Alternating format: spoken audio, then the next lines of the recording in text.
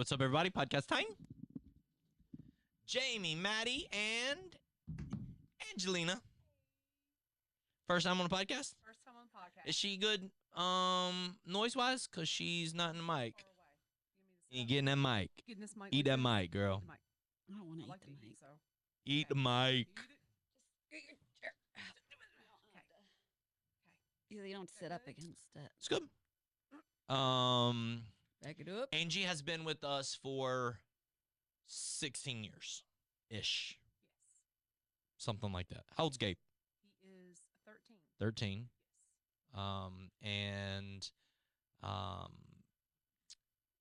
Yes. Angie has been an incredible testimony of God's just redemption and his transformation in somebody's life. You have been, I always say this to people in my life. I use you as an example because this was a real conversation with my mom one day where my mom was, this is before my dad passed away. My mom was crying and she was like, I just wish God would send me some people like y'all have with Angie. And I said, Mom, he is every single week. But you need the Angies to surrender to the heart of God and the will of God. And somebody's got to partner with them and walk along beside of them to grow them and raise them to who they are. And so over the last 16 years, God has absolutely transformed Angie's life, Sam's life, her husband, Sam's life, and it has been just beautiful to watch and to walk through with you. Yes. Remember the first time you saw Angie? I don't know if it was the very first time. What's your first memory? What's the first thing you remember? Like where were we at or what were we doing? What's the first time you saw Angie? I'll tell you my first memory. You remember this. My first memory was she came to church with us one Sunday, and as she was walking in, she passed somebody who works with her, and their response to her was something to the effect of, oh, you're coming, you next week come back to the first, because we were sharing a building with another church. They did the first service, we did the second service, and she said something to the effect of, oh, come back next week to the first service and get you some Jesus. Oof. True story, right? True story. Little she knew I got Jesus. And Crazy. she don't go to church. You don't remember your Here. first interaction or your first time seeing her? My memory's not ever the greatest. Yeah. So I mean, I remember her, but I don't remember. You don't my remember like, first- oh, that was it. That was the first time I remember Angie No. in life. No. Do you remember? So Caleb was already born prior to you. Carson was already born, but you remember Maddie being pregnant with Cammie. Yes. And yeah, it's been some years. Been some wild times. Wild. So wild. Let's talk Wild. let's talk how our worship has transformed through the years. Okay. Because in transformation in life, I've experienced it. You've experienced God's transformation. You've experienced God's transformation in your life. How has your worship changed through the years? Maybe in conjunction with your transformation, or maybe after your transformation it changed because of something else. How has your worship changed through the years and why?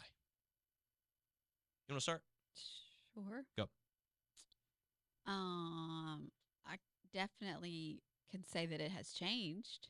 I can remember, always those first years, just like, why are people raising their hands and Yeah. why are people moving around and it's just music, what in the world? And then I think there had just been a couple different times where you're like, okay, if they ask you to raise your hands, you're like, okay, everybody else is doing it, so I'll do it. And Yeah. then, then you just kind of get a little bit more comfortable with yourself and your worship. And then you just get to a point where you just don't even care anymore Mm-hmm. because it's not for anybody else. It's for between you and God and how you're praising him.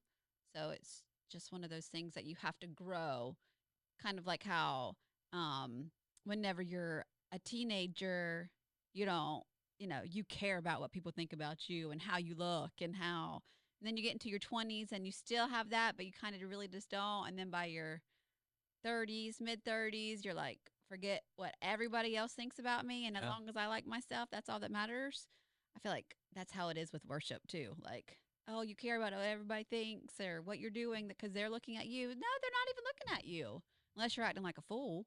And then they might be looking And at you. kudos to teenagers who are able to worship now in their teenage years. Yeah. You know what I mean? Kudos to those people who can press in now and not care what other people think about them. That's amazing. But that helps growing up in that as well because that's all they've known or that's For all sure. they've seen. But I know, like, the newer ones that I've started to come, you could tell they're still a little hesitant about what is this all about kind of thing. But it's easier the younger you are. Transformation, change your worship. When I first got here, all I knew was very conservative worship. Hymnal. There's nothing wrong with it, but that's all I knew. Baptist church, Baptist girl. Hymnal. You sang your first, third, and fifth, and you called it a day. But when I walked into our church, it was different. There was a freedom, and I didn't quite know what to do with it when I first got there because it was different for me. And then I'll never forget the first time I raised my hands. I was like, there was this battle. It's like, what? And I did it, and I was like, wow, there was such a freedom. And from there it just progressed to then there was one time I was going through something. I got down on my knees in worship, and then the next thing I know, I remember I felt this urge to go to the altar, and I was like, everybody's going to be looking at me. Yeah. But there was such an innate need to just be on my knees at that altar. I couldn't explain it. So I ended up running. It was when we were at on Coxberry, and I just fell with my knees and just worshiped. And That's awesome. it was so beautiful. And I cannot explain how freeing and how beautiful it is to just be able to worship like that and no longer care. Was there a thing in your life that pushed you to worship? Like have you ever been, like, maybe you're going through something, or maybe you are so overjoyed by something. Has there ever been a thing where you're like, this thing that I was going through or that I experienced made me so overjoyed, or so, whatever. Maybe worship felt like a battle, or that you were fighting or whatever. Was there ever something in your life where worship, you worship because of this thing? Does that make sense? Yeah, makes total sense. Good. So, it's funny that you brought that Don't up. listen to her think while she's talking. Remember, we Nice. talk about this in podcasts. Maddie listens to the answer rather than thinking of her answer. So it's funny. You're so beautiful. It's funny. Like, there's actual songs that we sing now that once I felt different once when I worshiped than I do now. Mhm. Like there's a song that we sing that wrap me in your arms. Mhm. Well, I was going through a really hard time. I mean, I was broken.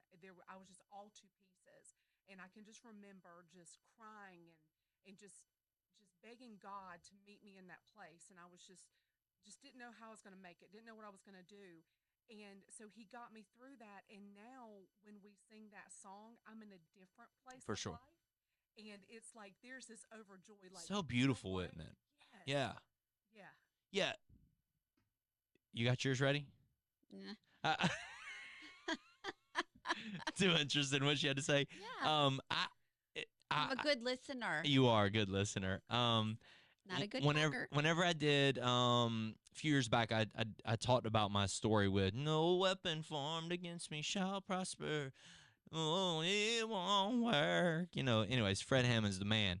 So I talked about that story, but now when I sing that song, it's from a completely different place. Mm-hmm. When I was singing it then, it was like, God, please don't let this thing that has been formed against me, don't let it, conquer me.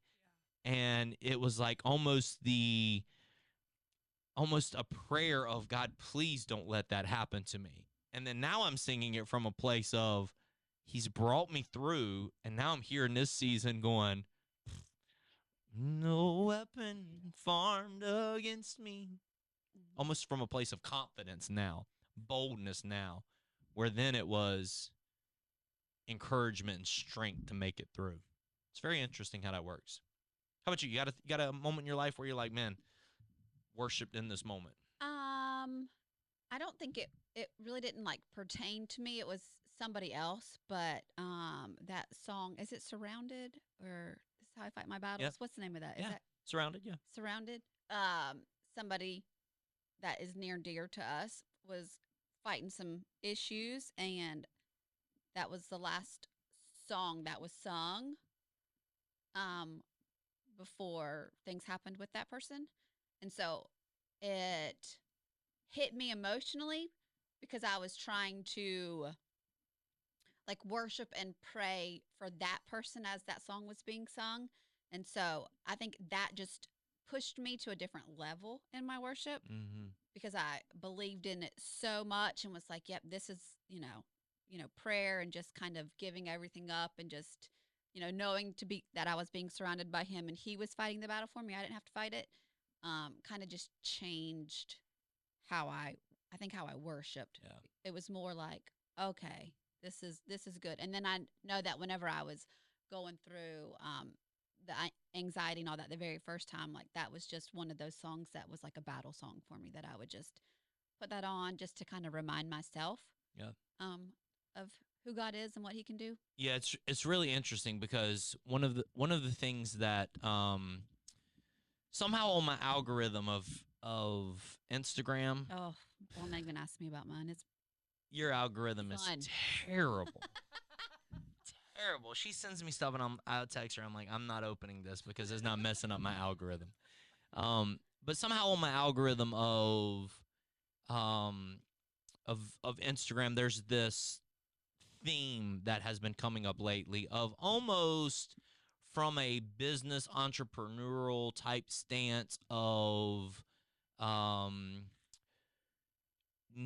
not focusing on the bad and focusing on the good and like not being trapped in your bad thoughts or allowing bad thoughts to speak life over you, things of that nature. And so very very much a lot of those sort of concepts. And so I was watching one this morning and it was like, there's there is I forgot the exact phrasing of it.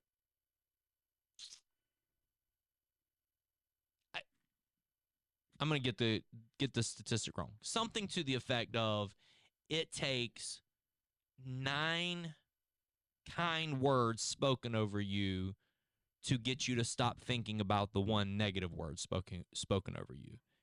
And if and the concept being that we're the ones that speak the negative word over us, and then we need 9 people to say something nice about us to get us out of this funk that we've put ourselves in by speaking these negative things over us. I'm never going to do this, or I can't do this, or I'm, and all of these things that we say, and the Bible's very clear. There's power of life and death in the tongue, and we speak these things over our futures. And even inside of the concept of worship, whenever we're singing these songs, they should be moments of confidence for us and not moments of bringing us back to those negative places that you have been in, but moments of celebration of what God has done for you and confidence of what he can do for you in the future. Because if we're not careful, our words become so detrimental to our future, and we begin to speak, painful words that tear us down because we're having, we paint pictures of our future with our words. And I can paint pictures of, I'll use Cammie. Cammie will never watch this podcast. I can paint pictures of Cammie's future by saying things like, well, I know she's going to run away and leave, and she's going to go to college, and she's never going to come back home, and she's going to, she can't wait to go to California, and she can't wait to get away. She's just going to get away. And all I'm doing is telling Cammie, I'm speaking over Cammie's future. That's what she's doing. She's going. She's going. Go, go, go, go, go. You're going. You're going. You're going. And if we're not careful, we then paint a picture for Cammie that she. You all right, bud? About what? Oh, yawn out loud. I thought you yell out loud. He just slammed his head down on the thing, and For a second, I thought he passed out. I did too. I didn't know what happened. But we began to paint pictures over people's futures that they then internalize and say, this is what's wanted of me now. They want me to go away. They want me to get married and move on with my life and get out of the house and get here, whatever it is. And so we begin to paint pictures of their future that they then take those words and they internalize those words and they begin saying them over themselves. And you're fat, you're ugly, you're this, you're that. And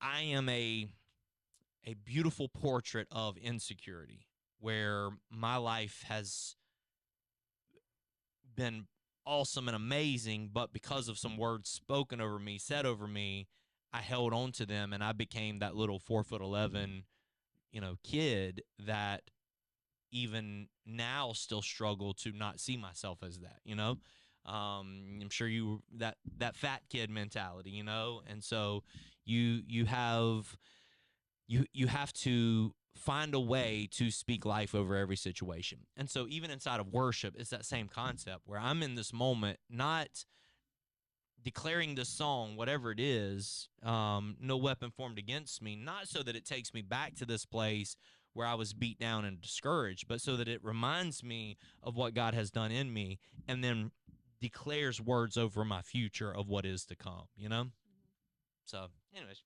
just some thoughts. Y'all a lively bunch. Very talkative today. You were talking. God is good. All the time. And all the time. God is good. There you go. What are you drinking? The new 7-Up Shirley Temple. That is extremely difficult to find. Yes, and when you find it, it's expensive. I love Shirley Temple. It's probably my favorite drink to order when we go out. It is. And then on Disney Cruises. Disney Cruises. Best Shirley Temple. Amazing. Yeah. They end up just bringing you a gravy bowl of cherries. Yeah. It's so good. How did y'all's friendship form? She told somebody she was going to stab them. What was that? There was some Songify or something on our it was like an app on the phone. We were doing a ladies meeting. I mean, we were friends before that, but I feel like that really solidified our friendship when she said she'd stab somebody in the neck. For us. Yeah. And we turned, I think it was called Songify. You could like say something into your phone and it would turn it into like a song, like it would sing it. Yeah. And we just had the best time with that app. It was after a ladies meeting where we were setting up for a shower. I don't know what we were doing, but I was like, she really likes me. I'm going to stick with her. She's going to stab somebody for me. Truth. On all accounts. Why are you... Good. And then she's like cleaned up dead cats off of our road. Yeah, she's done some amazing stuff for us. Whenever Jamie would be off being at youth camp all summer long, Don't call it gallivanting. I will do it for you guys. I appreciate it. Okay. I don't want to get any phone calls. Yeah. Come, Angie, come get my cat. I saw that podcast. A shovel. She came with a shovel. Why are you so protective of our family? Man, are we going to talk about the birth of the bulldog? Yeah, the birth of the bulldog. So way back when. Way back. This is back in off of 544. I get a phone call from my pastor. Yep. And her pastor is Jamie at the time, and Me. still is. Yep. Forever will be. So this phone call is, "Hey Ange, just want to ask you something." "Yes, sir. What you got?"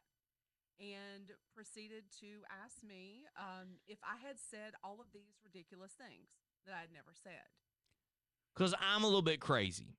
You both are a little crazy. We both are a little crazy. I don't like gossip or murmuring or negativity spoken and not walked out. So for me, if somebody walks in here right now and they say, Pastor Tony told me that, Carson said this, and I'm eventually just going to get to the place where I'm bringing everybody in a room and I'm saying, okay, let's sit down and let's figure this out. And this is how I've been since day one.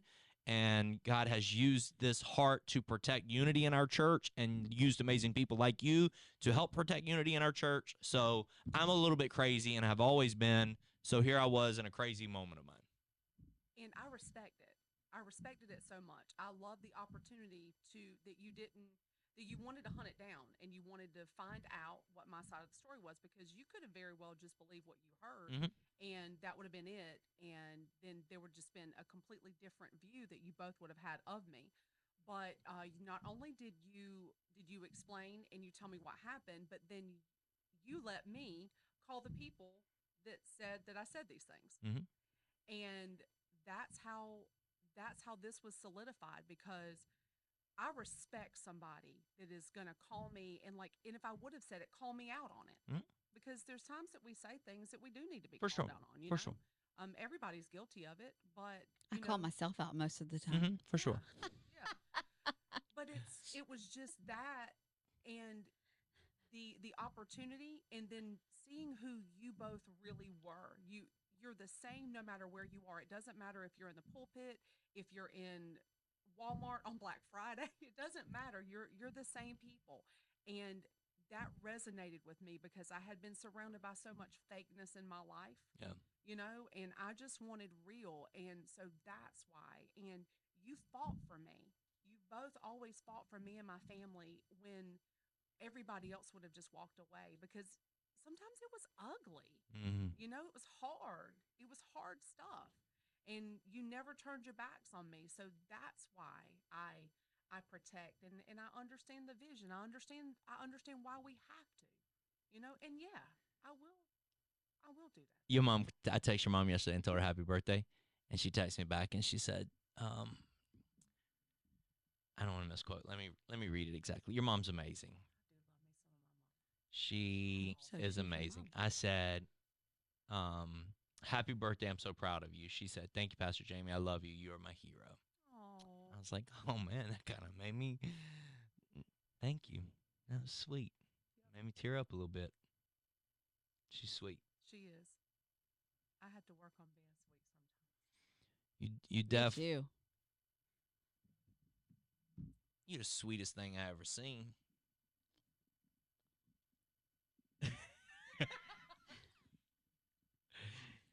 That Sour Patch Kid, sweet and sour. Yeah. It's good stuff. It's good stuff. That you just take your finger. They couldn't hear him. He said sugar in the bottom of the bag of the Sour Patch Kid bag. Right? Or any sugar-filled candy bag. Yeah. Or even the salt at the bottom of a pretzel bag. That's some good stuff, too. That is some good stuff. It is. It is some good stuff. So Angie's been with us from double wide trailer days all the way, and I say double wide trailer, modular home days, all the way through, and a lot of seasons and a lot of difficulties. I remember our first day moving into 3690, and we're moving our stuff in, and Sam's in the hospital, and Angie has to leave and go to the hospital, and there's been some, like you said, there's been some messy times through this journey together. And I think this is the beauty. Whenever I talk about church family doesn't mean we have to eat every Thanksgiving dinner together, or we have to, exchange Christmas presents. Church family means we're in this together. And when there's difficult times, we can call each other and have difficult conversations. We've had to have them a bunch through the years. We can have difficult conversations, but we can have those with an understanding of, I can say harsh things, you can say harsh things back, because we're going to come out of this conversation and still be family, and we're still going to walk together forward for the kingdom of God. We're not afraid of breaking up. We're in this together. We're on the same page. We're going to figure this out. We're going to work through it, and we're going to figure out a way to move forward. And if more church folk acted like that, those of you who are watching this and you're like, oh, I really love the church, I just want to, whatever thing you have, I'm sure there's tons of things that we've done through the years that Angie hasn't been thrilled about. Tons of stuff that she would have done differently. But to have the heart to say, I'm going to walk this out with you, and I'm going to partner with you through the years. It's such a beautiful testament of what the body of Christ, the local body of Christ, the church should look like to me. Just my perspective, just my thoughts. You have good thoughts. Well, thanks, honey. I appreciate that. You're welcome. That was the sugar at the bottom of the bag. That's a lot of sugar. All right. Thanks for hanging out with me. Love you guys. Appreciate you spending some time with us. And we will see you soon. Peace out. Let's go. Subscribe. No, you don't do nothing with it. And then you just look stupid by pointing the places that there's This nothing is there. where you can subscribe. And It's not- here is where you can like it. And here is where you can play all of it. No, it ain't true.